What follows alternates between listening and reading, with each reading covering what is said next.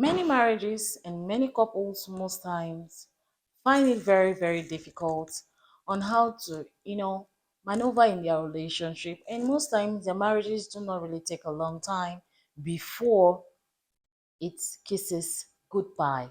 So that is why if you're that person intending to be a spouse very soon, or you really want to know why your relationship has not been going well because you've been into a recommended relationship or marriage over time, this is the right video for you. You're welcome to Mom Ziba Talks.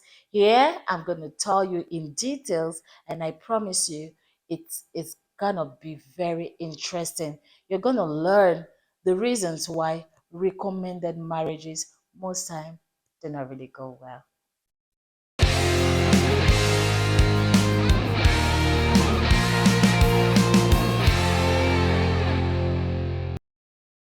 Hi, it's Mom Ziba Talks. Listen up, listen up, listen up, listen up. Come on, it's relationship time and it's marriage time also with Mom Ziba here on this channel. We are going to be seeing some possible issues and possible solutions on how to resolve those likely issues that might come up in your marriages based on experiential problems. So you are welcome to Mom Seabird Talks.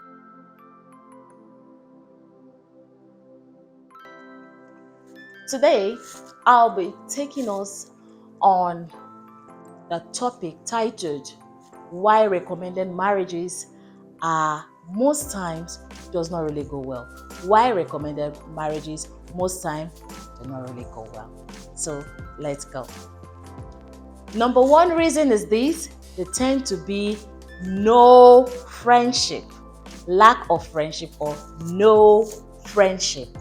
People that go into this relationship, if you watch and you hear from what they tell you, you will find out that they go into these marriages based on the consent of either their parents, their siblings, or their friends, or because of some certain ambitions which they want to meet.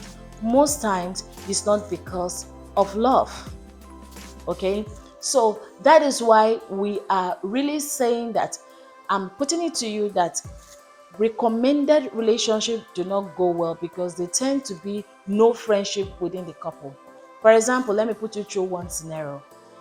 When a child, even of 5 years, her mother goes to the market to get her some pair of shoes, there are two things that happens. You see that the parent comes back with that shoes for that child, and that child says, "Mom, I wanted the pink color and you got me a purple one." Or, "Mom, you got me this shoe, it didn't go well, it is tightening me, I'm not fitted with these shoes."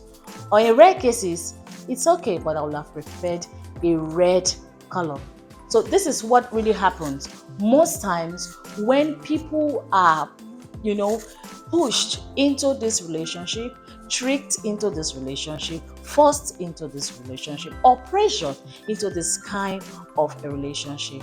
There tend to be no friendship in a relationship. Remember, understanding is gotten from friendship, and friendship is one of the major spices of marriages that can make it go a long while. Remember, marriage is not for a day, it's a long-term thing. So in this type of relationship, there is no mutual relationship that might have existed between the couples, all right, or between the intending couples. They just find themselves in the relationship and they start to live like that. Maybe based on their parent consent, they feel that the family that their child is, they want their child to go into, their family is religiously okay, or perhaps they are politically all right, and maybe they are well renowned in the society. So they feel the breed from such people can really do well for their children. But in the long run, compared with the scenario I said earlier with a child of 5 years, we tend to find that this is just the feelings and the satisfaction of the parent and never of that child. So you see, in the long run, there could be some scrambles here and there, and there could be some abruptness in the relationship which might lead to the quick death of that marriage, or no sweetness in it at all. So, number 2 point is communication barriers. Hello, I said communication barriers. In this type of relationship or marriage, you will agree with me that they tend to be this kind of, we are knowing for the first time, we don't know ourselves that much, and they don't tend to flow well compared to when they knew themselves before coming into the relationship, or they have something like friendship in play before they got into that relationship. That is why something like courtship is very necessary for every marriage, and it is very, very ideal that every intending couples should engage themselves in courtship, no matter how small it is. This will make you to be able to know your spouse very well and know how to flow with him, especially in terms of communication. You know how he is. If it's a kind of person who is an extrovert or introvert or whatever it may be, you will know how to flow with that person. So, number 3 is this pretense and secrecy. When there is a relationship where there is recommendation, maybe pastor recommending for another pastor, or a brother recommending for a boss, or a sister recommending for another sister, they tend to be pretense and secrecy in that relationship. Why? Because they don't know themselves that well. All right, so everybody try to keep up the game, try to prove what they are not, try to live in a skin that is not their skin, and this can lead to a lot of secrecy in the relationship. For instance, if I'm a kind of person, okay, who likes to most times go to the toilet and feel free, but because I am living with somebody who is maybe she's schooled in Canada, or she's living a very big life, she's a slay queen, or he's a slay king, or whatever it is, I want to live in the same skin, but that is not my original persona. I want to live in that same skin, and because of that, when I go to the toilet, I will not be free to maybe poo, okay, and come out freely, but I will go to the toilet too, or poo, then look for something to maybe make the place fragrance as if it's not a toilet, then come out and pretend that all is well. And even when I want to cough, I don't want to embarrass her because she's an high class personality, or she feels or he feels that coughing is irritation before him or her. So even when I'm pressed and I want to cough, I just have to hang on to that cough till that person leaves that place. I'm not free. Maybe I feel like eating my traditional food, and that person does not like to eat traditional meals. He sees it as smelling, sees it as irritating. So I might not be eating such kind of a food in the presence of that person. I might want to leave to where I'll be free, to eat, maybe with my friends, maybe with my colleagues, and maybe when before that man or before that woman, okay, we are into the relationship with, I'll be pretend that I'm okay with that particular food he or she is eating, whereas I'm not satisfied. There is something that this leads to. When that person finds out that you are doing this secretly, it can lead to an outburst. It can lead to resentment. It can also lead to that person, that spouse, who is not comfortable in that skin, to have an extramarital affair from his relationship, because he or she feels free and relaxed, maybe with a co-friend or an opposite partner outside. So you see why this is not very, very ideal for people to go into this relationship. It's not very, very ideal, because it can lead to a lot of disabilities in the marriage. So number 4 point I'll be talking about is the differences in values and belief.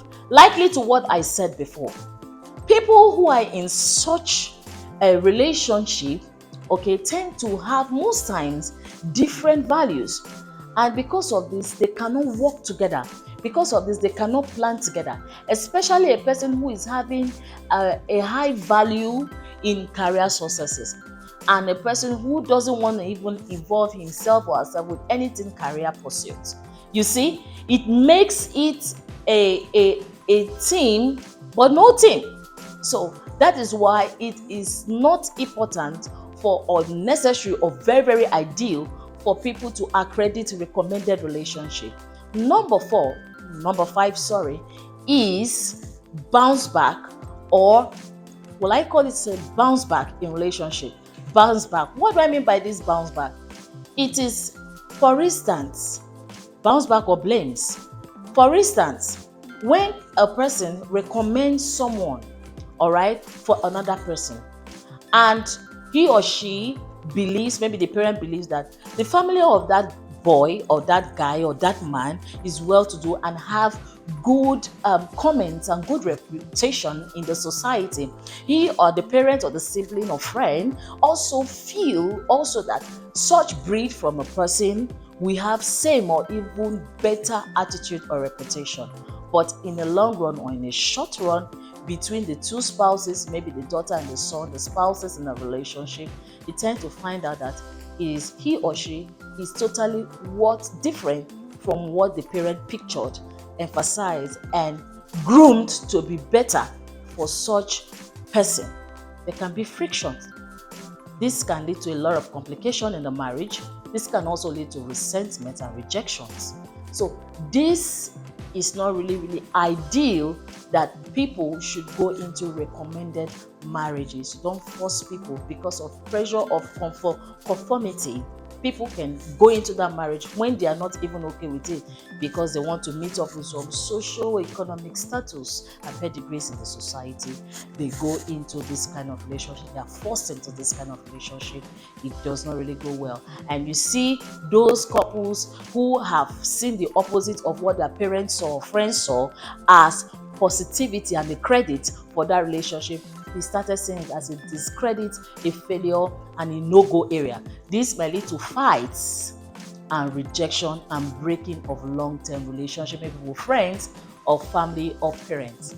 So overall, we understand now that most cases recommended marriages works, especially when sometimes both minds are alike, or they are from pedigrees that are almost the same and alike. But when it is way too differ from their normal backgrounds, where they are coming from, and different environments and territories they've engaged themselves in, they tend to be so many crashes, and this can break the relationship. That is why it is ideal, and I'm putting it to you, that it's better you find your spouse yourself, you find your husband yourself, you find your wife yourself, because even the Holy Book is a find, blessed is he who finds his wife. So you find your wife yourself, which you can share compatibility with, you have shared value with, and experience calm and easy life in love in general. Till next time I come your way again, I remain Mom Ziba, and on this station I want you to click to that subscribe button, become a subscriber, share this to a lot of people out there, to a lot of couples, intending couple, parents, because most of them don't really know the side effects of this. They compare the old stone age to the jet stage, not knowing that a lot has really changed. It's not as before. And I know as you share this, it's going to help a lot of people and a lot of singles out there. All right, take care of you. Thank you.